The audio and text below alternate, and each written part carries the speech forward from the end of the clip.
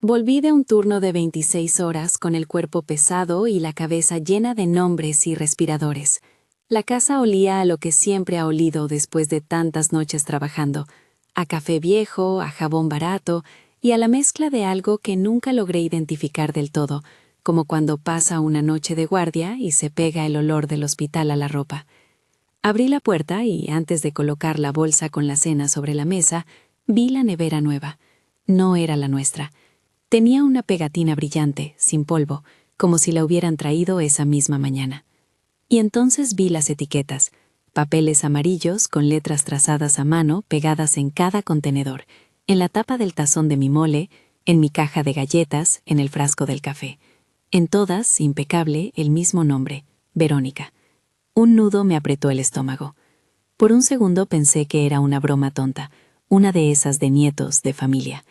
Pero las etiquetas no estaban en los potes de la nieta ni en el lunch de un sobrino. Estaban en lo que yo había comprado, lo que yo había cocinado, lo que yo guardaba en mi casa desde antes de que ese nombre llegara a vivir aquí. Abrí la nevera con la misma sensación de entrar a un cuarto extraño, todo en su lugar, pero ajeno. Había incluso 2 estantes vacíos con una nota dentro del cajón de verduras que decía, sin mucha elegancia, «No tocar, Verónica». Mi mano se quedó pegada al mango del refrigerador, como si terminar de sostenerlo fuera a explicarlo todo. La ropa colgada en el perchero de la entrada tenía también pequeñas etiquetas en los bolsillos. Habían puesto etiquetas en el baño, en mi botiquín, en la toalla que uso desde que Damián era un bebé. Y yo, que durante años había sido la que cosía y planchaba, que había cuidado y dado más de lo que recibía, me sentí por primera vez en la casa como una visitante rala. La sorpresa no vino por ser mayor ni por el cansancio. La sorpresa fue el tono seco que había en la casa ahora. Reglas no habladas, un orden que me dejaba fuera. Fue mi suegra, sí, la que vino a vivir con nosotros unos meses atrás y que posaba ahora como dueña absoluta, quien, en voz alta y sin rodeos, dejó caer las palabras con las que abriré esta historia. Esta casa es mía, aquí tú no mandas. La sentencia no necesitó más argumentos. La escuché, incrédula, mientras sostenía una bolsa de plástico con mi cena fría. El sonido de la olla a presión que se apagaba en la cocina del recuerdo, los turnos, las guardias, todo se comprimió en ese silencio que siguió a su frase. No supe si reír o llorar. Me senté en la mesa, puse la bolsa a un lado y miré la foto antigua de Damián cuando era un niño con pañales, sosteniendo un cochecito destartalado. Era como si esa foto me cuidara y me acusara al mismo tiempo. No es para dramatizar, me dijo Damián, entrando con la chaqueta todavía húmeda. Mamá, es que no hay por qué montar todo un asunto. Su voz era de disculpa sin compromiso. Damián tenía en la mirada la costumbre de buscar equilibrio. Me quería, eso era evidente, pero también buscaba evitar que las cosas estallaran. Cuando supe que mi hijo empezaba a poner la casa en manos de otra mujer, me entró primero confusión, luego una calma peligrosa, como la de un río que hace la promesa de subir de golpe. Verónica dijo que la cocina es suya, respondí, que esta casa es de ella. Él dejó la bolsa en la mesa y se quedó de pie, con las manos en los bolsillos. Por un instante miró las etiquetas, luego volvió la mirada a mí, como si pensar en las letras antes que en las personas pudiera ayudarlo a sostener la posición de su familia política. «Mamá, no hagas una escena», suplicó. «Tú sabes que mi suegra solo está pasando por un momento». Ella no lo dijo con mala intención. La frase fue como aceite sobre una herida que no para de sangrar. No era solo una cuestión de mala intención. Era la sistemática colocación de límites que me excluían de mi casa, que intentaban borrar mis años y convertir en intrusa a la mujer que, durante décadas, dejó camas y platos para criar a un hijo. Sentí como se abría en mí una mezcla de rabia y una ternura pesada por aquel muchacho que todavía no entendía hasta qué punto se estaba dejando manipular. Esa primera noche fue de pequeñas crueles repeticiones. Ver etiquetas en mi cepillo de dientes, en la pasta dental, en el bote de sal. Cada etiqueta era un recordatorio de que algo se me estaba quitando con cuidado, con exactitud. No hubo gritos, solo el áspero silencio de quien se niega a pelear. Dormí poco, y cuando por fin me venció el sueño, soñé con la cocina cerrada, con una llave que giraba en la puerta y que me dejaba fuera. Si esta historia te está tocando el corazón, suscríbete para seguirla hasta el final. Al día siguiente, la estrategia de Verónica se volvió evidente. No era desorden, era un plan para imponer una jerarquía. Habló con voz dulce delante de los demás, pero sus actos decían otra cosa. Mandó mensajes a la familia sobre orden y espacios comunes. Habló con firmeza sobre responsabilidades. Y empezó a tratar a mi hijo con esa mezcla de autoridad y necesidad que confunde, que hace creer al otro que necesita ser guiado. Mis vecinos empezaron a observar con miradas compasivas, y algunos se ofrecieron a ayudarme a bajar la compra. Don Sebastián y doña Rocío, los padres de Verónica, llegaban por las tardes como quien supervisa una obra. Traían cajas, ideas, un contacto para lo de la venta, palabras que sonaban como amenazas y se escuchaban fuera de tono. Una tarde, mientras planchaba una bata que había ido a lavar después de un turno, encontré una nota doblada en el bolsillo de una camisa de Damián. No era una carta, era algo más frío, un mensaje de texto en el que la palabra prevender saltaba 2 veces. No recordaba haber visto esa palabra antes, pero la sensación que me dejó fue la misma que dejan las semillas, una promesa que crece sin permiso. Le pregunté a Damián y él se encogió de hombros, evitó mis ojos. Fue solo una idea, dijo. No te preocupes, mamá. Pero las ideas no vienen sin manos, y en mi casa se empezaron a mover manos con impulso propio. Al final de la semana, cuando ya no me bastaron las sospechas, decidí que no podía quedarme aguardando a que los hechos se consumaran. Soy enfermera. En mi oficio aprendí a leer síntomas, a ver los indicios antes de que el problema se haga irreversible. Si yo esperaba a que la tormenta me arrastrara, perdería no solo un techo, sino la dignidad con la que había criado a mi hijo. Esa noche, después de regresar de tocar pequeñas misericordias en la sala del hospital, me senté a revisar un cajón que nunca me gustó abrir, el del escritorio en la habitación. Era un cajón en el que guardo boletos viejos de cine, una libreta con recetas de la abuela y unos documentos que pensé que valían más en memoria que en papel. Lo abrí con manos que temblaban solo un poco, más por cansancio que por miedo. Entre papeles que tenían el polvo de años, encontré algo que me dejó sin aliento. Un pagaré notariado, con mi nombre escrito como supuesta deudora.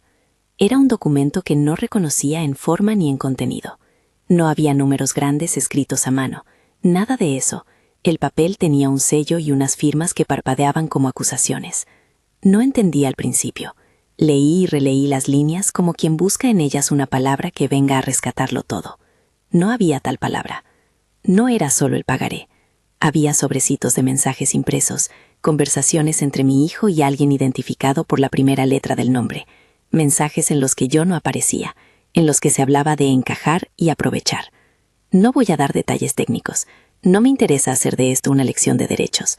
Lo que sentí fue que, calma tras calma, alguien estaba trazando una ruta para quedarse con lo que tanto esfuerzo costó. Guardé los papeles en mi bolso como quien esconde algo precioso y peligroso. Esa noche llamé a mi hermana Luz María, que vive en otro barrio, y le conté entrecortada. Ella escuchó, y su voz al otro lado del hilo fue como una cuerda que me devolvía al presente. Me dijo lo que ya sabía, que no estaba sola, que había que armar las pruebas y mostrar todo con cabeza fría. Patricia, mi compañera del hospital, me ofreció su apoyo en silencio. Me dijo que podía ayudar a fotografiar y ordenar los papeles. 2 mujeres, 2 manos amigas, y un papel que sostenía como si fuera una última ficha de jugada. No hice ruido. Me moví como si cada paso fuera parte de una coreografía calculada. La rabia existía, por supuesto, pero era una rabia que no llevaba a golpes, sino a ordenar, a nombrar lo que ocurría. Empecé a tomar fotografías de las etiquetas, de las notas en la nevera, de los mensajes que encontraba impresos. Guardé copias de correos, hice capturas a pantallazos, todo en silencio. Dentro de mí había una calma dura, la de quien decide que la única venganza posible es recuperar lo que es suyo sin bajar a la zanja de las humillaciones. En esos días se abrió un costado que no esperaba. La gente del edificio empezó a contarme pequeñas cosas. Una vecina me dijo que había visto a doña Rocío llevándose cajas al auto a horas intempestivas. Otra comentó que en una reunión familiar, Verónica habló de resolver lo de la herencia como si la casa ya fuera suya. No son acusaciones formales, solo cucharadas de información que poco a poco forman caldo. No podemos basar todo en chismes, pensé, pero no hay que descartarlos cuando confirman lo que las evidencias ya muestran. Conversé con Damián 2 veces más. La primera fue cargada de excusas. La segunda, cuando ya yo había juntado algunos papeles, lo vi distinto, pálido, distraído, con la mirada que evita el choque. La conversación fue un dolor en trozos, esa clase de diálogo donde las palabras golpean tan fuerte que no pueden sostenerse. «Mamá, yo no quería que las cosas llegaran a esto», me dijo. No supe qué decirle a Verónica. Ella se enojó cuando intenté frenarla y me dijo que si no apoyaba, sería parte del problema. «¿Y tú qué le contestaste?», pregunté, tratando de que mi voz no se quebrara. Que necesitábamos hablarlo en calma. Que no podía vender la casa sin consultarte, pero ella dijo que no era necesario, que era solo un trámite. Sus manos temblaban.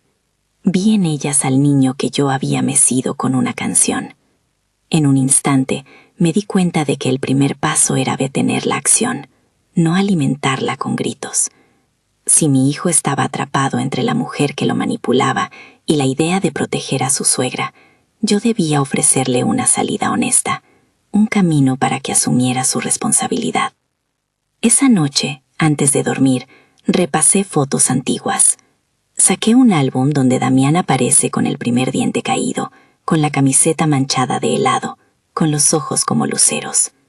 Me dolió verlo ahí, tan pequeño, y comprender la distancia que habían puesto entre nosotros dos adultos, no por orgullo, sino por miedo. Me pregunté cuánto de esa distancia era culpa de mis silencios, de mi costumbre de ceder para que todo esté en paz. Me juré que no volvería a ceder una paz que mata.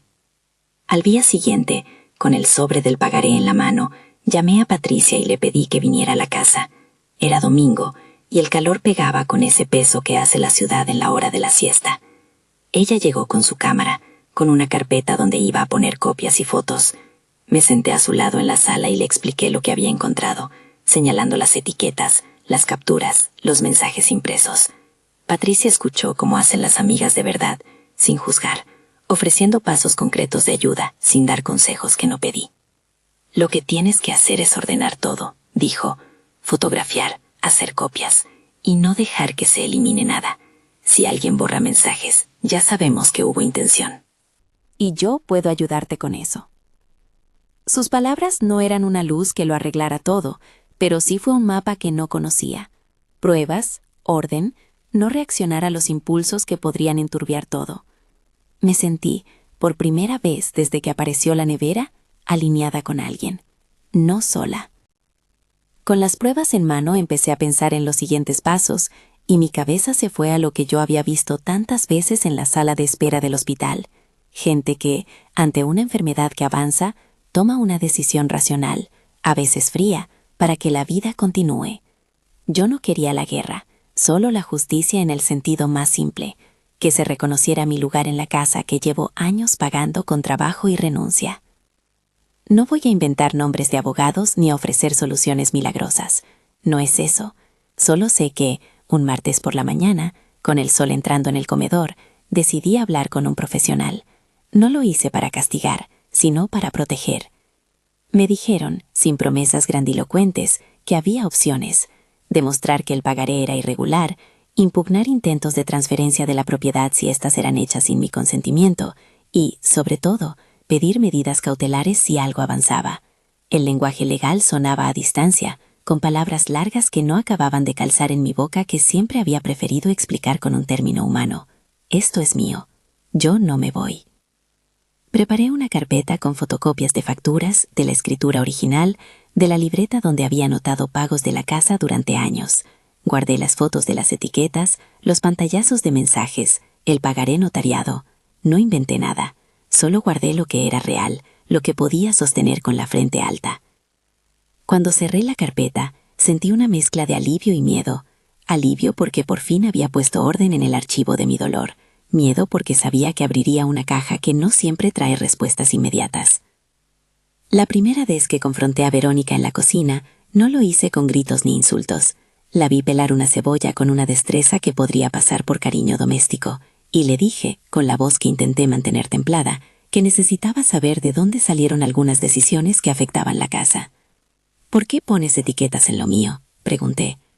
«¿Por qué das por sentado que no tengo lugar?».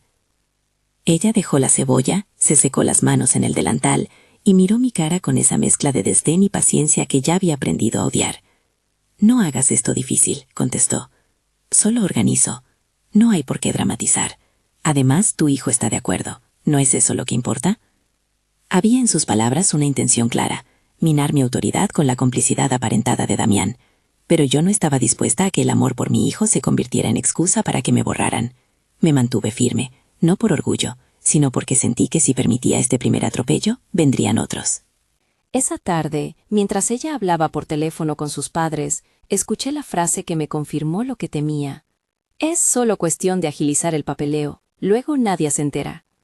La voz del padre de Verónica, cálida e interesada, sonó por el pasillo, y yo supe entonces que el plan no era un impulso, sino una construcción con la brújula puesta en el beneficio. Por la noche, en la cocina, encontré el bote de galletas vacío y una nota.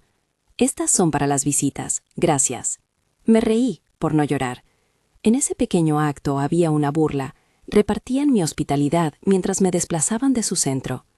Cada gesto de organización era un paso más hacia convertir mi casa en un piso compartido donde yo no tenía voz, y yo me dije que no podía permitirlo. Puse en marcha una regla personal.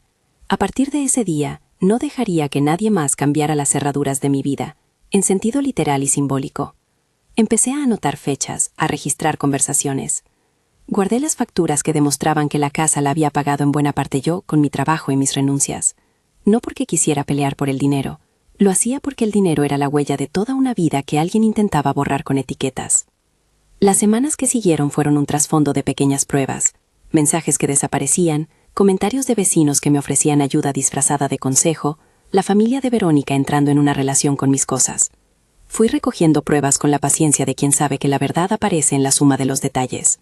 Hubo noches en las que me costó dormir, en las que el eco de la frase «aquí tú no mandas» volvió a resonar en los pasillos. Pero también hubo días en los que al mirar al álbum de fotos entendía que mi presencia en esa casa no era un capricho sino la historia de mi vida. Mi decisión de no ceder fue también una decisión de amor hacia mi hijo, porque amar no siempre es sostenerlo en su error. A veces, amar es poner límites duros para obligar al otro a crecer. No lo hice por venganza. Lo hice porque entendí que si permitía que lo que otros querían hacer con su vida fuera por la vía del engaño, mi silencio sería una complicidad, y no quería ser cómplice. La conversación definitiva no llegó esa semana. Hubo un encuentro tenso en la sala, con don Sebastián que miraba las paredes como si fueran suyas, con doña Rocío trayendo argumentos sobre lo mejor para la familia, y con Damián en medio, intentando ser pacificador. Yo me mantuve en mi sitio, con la carpeta bajo el brazo. En un momento Verónica, al ver que yo sostenía algo, soltó una risa corta y dijo algo que todavía me enerva cuando lo recuerdo. «Si no quieres participar, pues podrías irte a una residencia. Mi suegra mayor estaría más tranquila». La frase fue un golpe directo, no por la palabra residencia en sí, sino por la manera de enmarcar mi vida como un problema que debía ser resuelto lejos de la casa que yo había cuidado. Me senté con cada risa y cada gesto de menosprecio y respondí con calma, que no había necesidad de dramatizar, que prefería hablar con seriedad y que lo que yo quería era que se respetaran los acuerdos y los papeles. No había en mi voz hambre de duelo. Había la voluntad de que mi hijo enfrentara la verdad. En esos días, mientras juntaba todo, recordaba noches de fiebre, el primer cochecito que puse en el portal, la primera ambulancia que esperaba, las veces que me quedé despierta por miedo a que mi hijo llegara tarde. Mi historia estaba escrita en los recibos, en las facturas, en los objetos que habían sido testigos de nuestra vida. No me interesaba convertir la casa en un campo de batalla. Solo quería que lo antiguo tuviera el lugar que debía. Y así fue que encontré, en un cajón secundario del escritorio, una carpeta escondida con más papeles, impresos de supuestas transferencias, nombres incompletos, y al final el documento que cerró mi estómago. Un borrador de lo que parecía ser un plan para vender la casa. No había montos precisos que yo pudiera repetir como un coro. Había frases, direcciones, un lenguaje administrativo.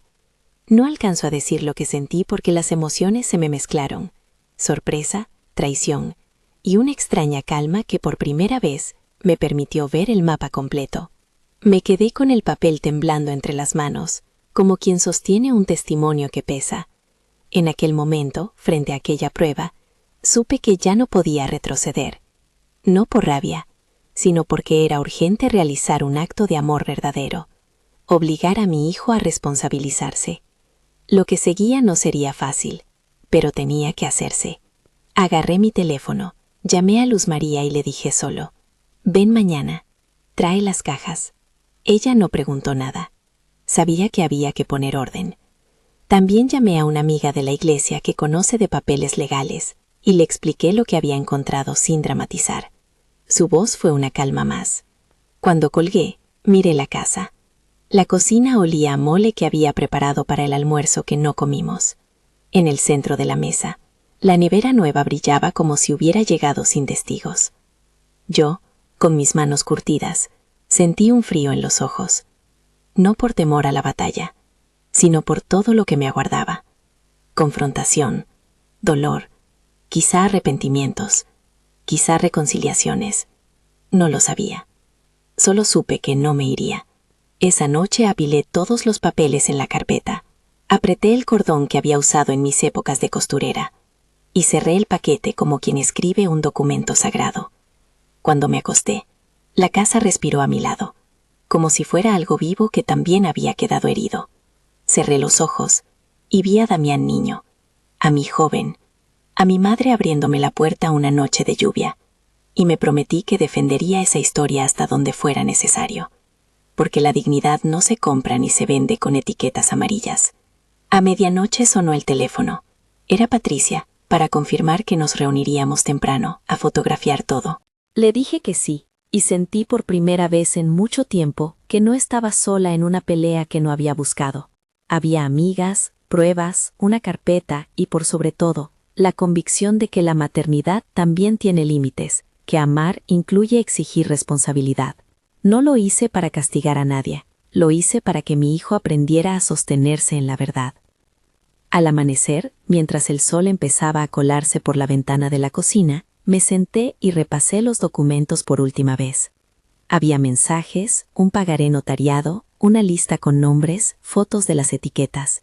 Todo lo que necesitaba para empezar a contar una historia que, hasta ese momento, había sido casi un susurro detrás de la cocina. Guardé la carpeta en el armario bajo llave y respiré hondo. Sabía que lo que se venía no era inmediato. Sabía que habría negociación, dolor, quizá alejamientos temporales. Pero por primera vez, la noción de mi casa recobró su forma concreta. No era solo un techo, era la memoria que me sostuvo y que con cuidado debía proteger. Cuando la puerta del dormitorio se cerró tras de mí, no sentí victoria, sentí que algo se movía, un final a medias que anunciaba un principio de otro tipo. Se abría la posibilidad de que la verdad tuviera que salir a la luz, y con ella, la responsabilidad de los que habían decidido, por algún interés, vulnerarme. No supe entonces la magnitud de lo que vendría, pero allí, en el silencio de la madrugada, con la carpeta bajo el pulgar, mi hijo, y con la misma firmeza con la que ahora le demandaría ser hombre. Amaneció como si la casa tuviera un peso nuevo. Abrí el armario donde había guardado la carpeta y la sentí tibia, como si la madera hubiera absorbido la decisión. No se trataba de un acto de bravura.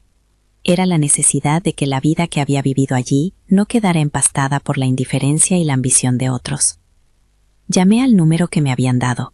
El licenciado Ernesto Maldonado contestó con una voz pausada, con la tranquilidad de quien ha visto muchas historias y sabe que la calma es un arma. Nos vimos en su despacho, que olía a papel y a café, y en menos de lo que esperaba me dijo lo que necesitaba oír. No promesas, no ilusiones, sino un camino práctico para poner límites, para que la casa volviera a tener nombre, el mío. Ernesto no hablaba en tecnicismos.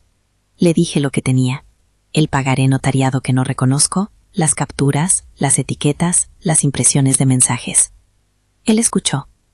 Me pidió las copias y las fotografías, las puso en un portafolio y me miró con algo parecido a respeto. Lo importante, me dijo, es que usted ha documentado todo. Eso, unido a la titularidad que usted demuestra con la escritura y las facturas, es lo que sostendrá su posición. No me dio promesas de resultados espectaculares. Me explicó opciones sin adornos, notificación formal, medidas cautelares si fuese necesario para impedir cualquier transferencia y la posibilidad de reclamar por el daño moral causado. Nada más, nada menos. No era venganza. era proceso. Salí del despacho con la carpeta en la mano y la sensación de que al fin alguien veía lo que yo veía. Llamé a Luz María. Le pedí que viniera y que trajera paciencia y manos. Patricia y unas cuantas vecinas se ofrecieron a acompañarme el día que fuera necesario. Preparé todo con la calma de quien ha suturado una herida y sabe que la costura debe hacerse con precisión. Sería una sorpresa, sí, pero no para humillar. Sería la presentación de pruebas, la constatación de que aquello no era una riña doméstica, sino una agresión sostenida. Decidimos que lo mejor era hacerlo cuando la familia estuviera reunida, porque era allí donde las palabras se habían tejido en actos. Elegimos un domingo, el día en que la casa siempre olía a mole y a pan recién hecho, cuando las conversaciones tienden a exponer aquello que durante la semana se cubre con silencio. No lo hice por escenificación, lo hice porque las cosas que pasan a escondidas rara vez dejan que los afectados reaccionen a tiempo. La mañana del encuentro me levanté temprano y fui a la cocina. Cociné lo que sabía que a Damián le calmaba: arroz con frijoles y un poco del mole que aprendí de mi madre. Hay gestos que son un refugio: poner la mesa, encender la radio con voces conocidas, picar cebolla. Puse en el costado la carpeta con las pruebas, bajo la mirada de la foto de Damián niño. No miré la nevera nueva, no le di ese poder, simplemente me ocupé en lo que me correspondía: preparar la casa para lo que debía decirse. Llegaron Luz María y Patricia con manos dispuestas. El licenciado Ernesto llegó con su carpeta y 2 hombres de confianza que hacen de notificador cuando hace falta formalidad. No hubo retoños de espectáculo. La formalidad, por sí sola, crea su gravedad. Les pedí que entraran por la puerta de la sala, como quien entra en casa a comer. Quería que el momento fuera claro, sin gritos, que la palabra sorpresa se entendiera en su sentido más justo: la revelación de una verdad. Verónica estaba en la cocina, con un delantal nuevo, como si la escena fuera suya. Doña Rocío y don Sebastián charlaban sentados en la mesa. Damián se movía con ese aire de desconcierto que caracteriza a quienes saben que algo podría estallar, pero no tienen todavía cómo sostenerlo. Cuando vi a mi hijo le sonreí con ternura y tristeza al mismo tiempo. No buscaba su humillación, buscaba su toma de conciencia. Tomé la carpeta y me acerqué a la mesa, como quien lleva un plato. «Hablemos», dije. «Hay papeles que quiero que vean». No dije más. Ernesto pidió hablar con voz firme pero mesurada. Explicó que había presentado una notificación formal en la que se informaba a los ocupantes de la casa sobre la existencia de documentación que comprometía decisiones tomadas sin el consentimiento de la titular. No leyó cláusulas ni articulados. Leyó en términos sencillos lo que implicaba: que existía un pagaré notariado cuya validez era cuestionada, que habían aparecido gestiones orientadas a la venta de la propiedad y que, ante la sospecha de actos encaminados a transferir la misma sin autorización, se solicitaba que cesaran de inmediato tales actos y que se aportaran explicaciones y documentos. Además, anunció que se había presentado una demanda para proteger la posesión legítima y reclamar por el daño moral causado por las prácticas de exclusión. Recalcó que esas medidas no se tomaban para alimentar el conflicto, sino para detener un proceso que, de continuar, podría dejar a la titular sin posibilidades de defenderse. Mientras hablaba, yo veía los rostros. Verónica tensó la mandíbula, doña Rocío palideció, don Sebastián buscó una palabra y no la encontró. Damián se llevó una mano a la cara. Las palabras del abogado fueron la cuerda que, al tensarse, soltó la madeja de lo que había estado ocurriendo a escondidas. Nadie se puso a discutir tecnicismos. La sensación que se percibió fue la de estar frente a algo serio, que requería respuesta. Los notarios dejaron una copia de la notificación sobre la mesa y les pidieron que la leyeran. La lectura fue un acto frío que hizo que lo doméstico, por un instante, pareciera una sala de audiencia. Verónica tomó la hoja con manos que no dejaban de temblar, leyó en voz baja y luego en voz alta, como si quisiera confirmar el contenido. Cuando terminó, algo en su cara se quebró. No fue un desmayo de teatralidad, fue el peso de verse reflejada en sus actos. Sus ojos se llenaron de lágrimas. No fue una risa forzada ni un berrinche. Lloró con la boca apretada, como quien llora por haber sido descubierto. Sus padres se miraron, desconcertados, y Damián, con un gesto que lo hacía pequeño, dejó caer la cabeza sobre la mesa. Siempre que relato ese momento me cuesta encontrar la palabra justa. No celebré sus lágrimas, no fue un triunfo regocijado.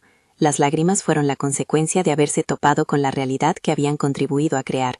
Sentí una mezcla de compasión y firmeza. Me dolió ver a alguien llorar, por supuesto, pero también supe que las lágrimas no reemplazan la restitución. Llorar no deshace lo hecho. Llorar es a veces el primer paso para mirar lo que se hizo mal. Verónica se acercó a mí con un temblor en la voz. No quería hacerte daño, dijo. Jamás imaginé que... No me sostuvo la mirada. Aquella frase se repite en muchas historias. No quise. Yo he escuchado ese no quise cuando curo a un paciente que ha descuidado su cuerpo.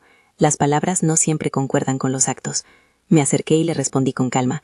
Lo que importa no es lo que se quiso, es lo que se hizo. Y eso tiene consecuencias. No hubo empujones, ni gritos, ni violencia física. Solo el desmoronamiento que trae la verdad cuando se presenta de manera inapelable.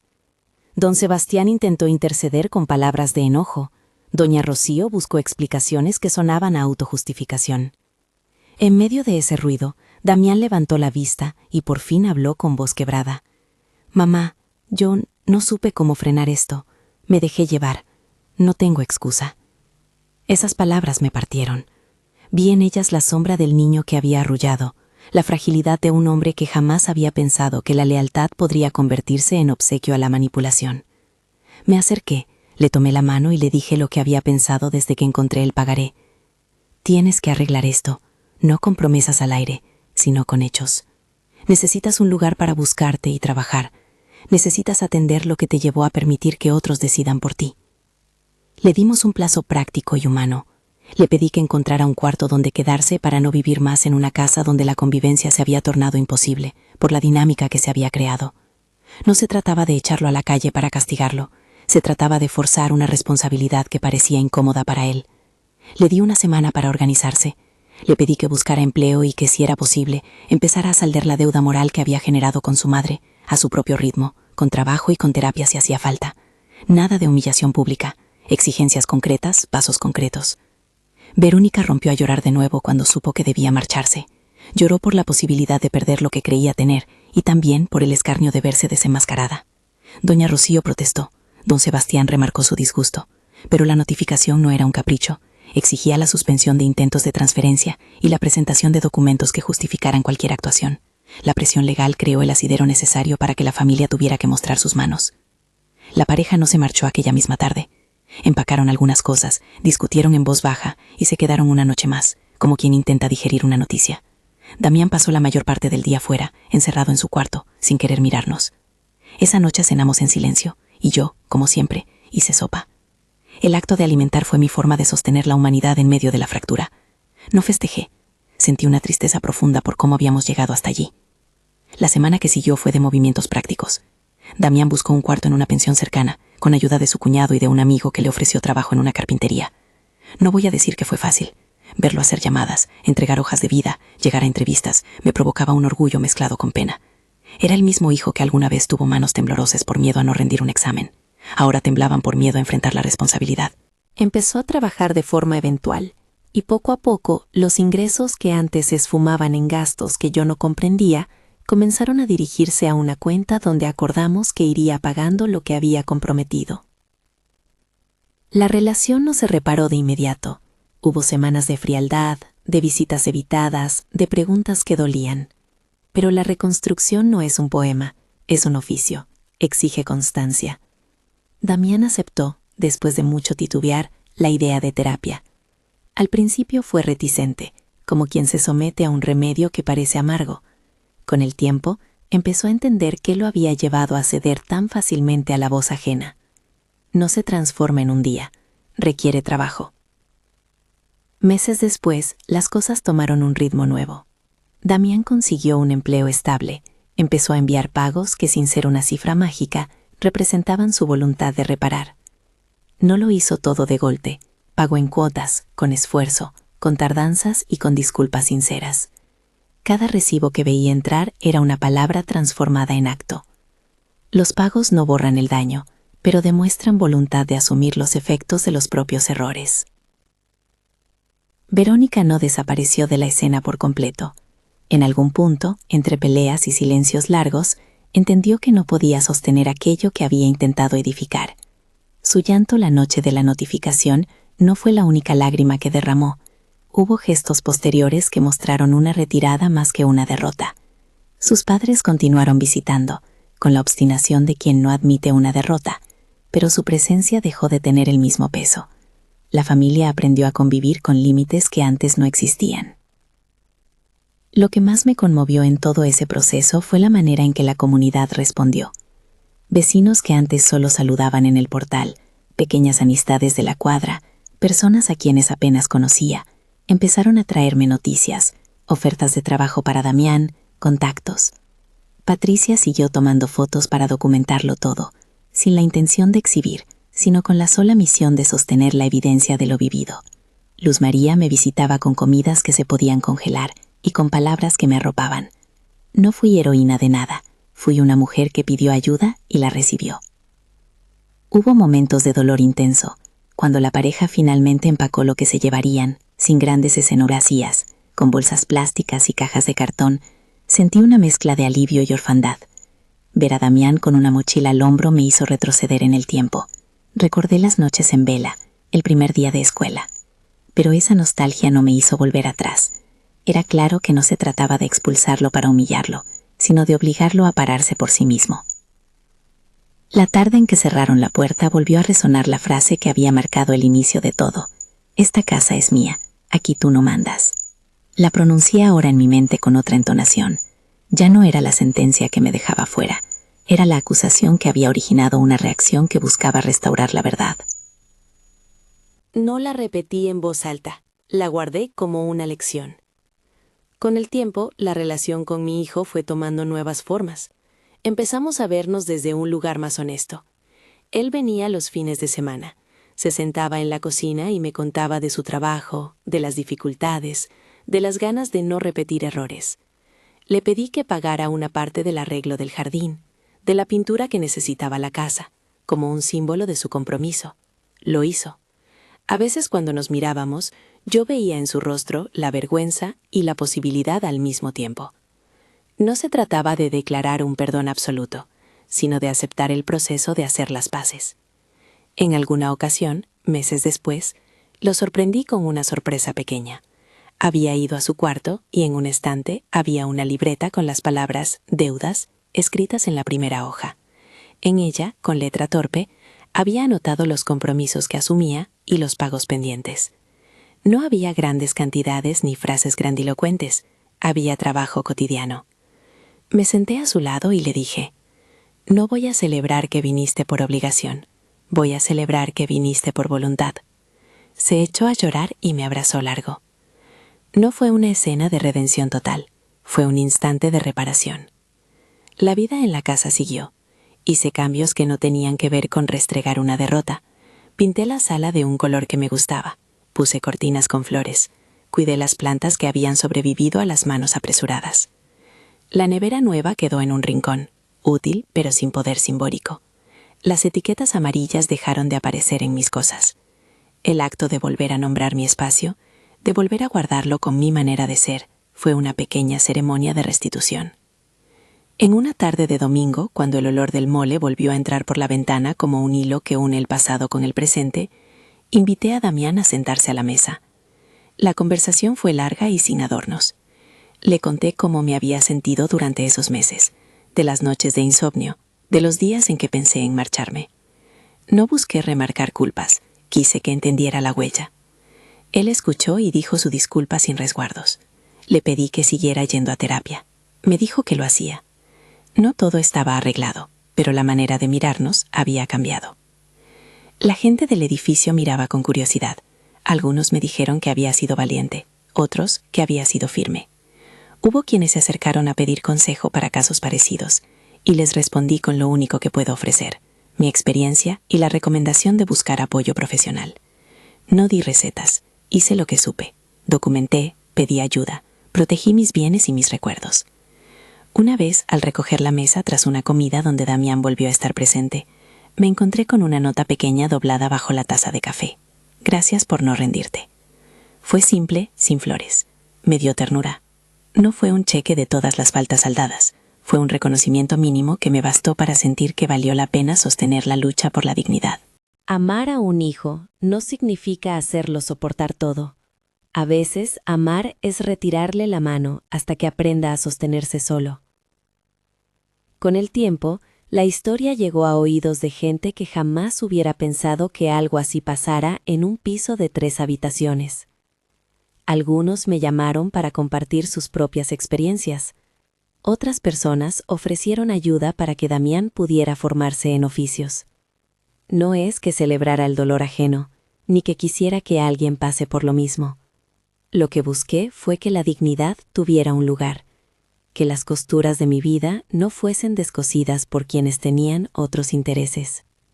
Hubo un momento, no hace mucho, en que Damián y yo cocinamos juntos. Él me enseñó a picar cebolla de una forma rápida. Yo le mostré a sazonar el mole como lo hacía mi madre. Reímos de torpezas, hablamos de cosas sencillas. Eso no borró lo ocurrido, pero lo hizo habitable. El respeto se ganó con actos cotidianos. Pagar una cuota a tiempo, presentarse los domingos, aceptar la terapia. ¿Fue lento? Sí, pero fue real. A veces me preguntan si habría actuado igual si la familia no hubiera sido de mi sangre. Mi respuesta es simple: habría actuado. No defiendo acciones que despojan a otros de su historia, sin importar de quién sean. La casa, al final, no era solo un bien material, era la memoria de noches de fiebre, de risas, de calma y de esfuerzo. Defenderla fue defender la huella de una vida. Nunca celebré la emergencia que hizo llorar a Verónica. No fue gozo ver a alguien quebrarse. Lo que celebré fue que la verdad se presentara y que las consecuencias obligaran a tomar decisiones que, quizá, sin esa presión, nunca habrían llegado. Verónica lloró cuando la notificación la confrontó. Sus lágrimas fueron una caída hacia la realidad. Que alguien llore no basta. La huella que dejó ese momento fue otra, la posibilidad de que a partir de ahí cada quien asumiera lo que le tocaba. Hoy, cuando cierro la puerta al final del día y la casa respira, me siento con la sensación de haber hecho lo correcto. No es una sensación de triunfo. Es la de una mujer que reconoció la necesidad de poner límites, de defender su espacio y su historia. Aprendí que el amor no es sinónimo de anulación. Aprendí que a veces el mayor regalo que le hacemos a quienes amamos es obligarlos a ser responsables.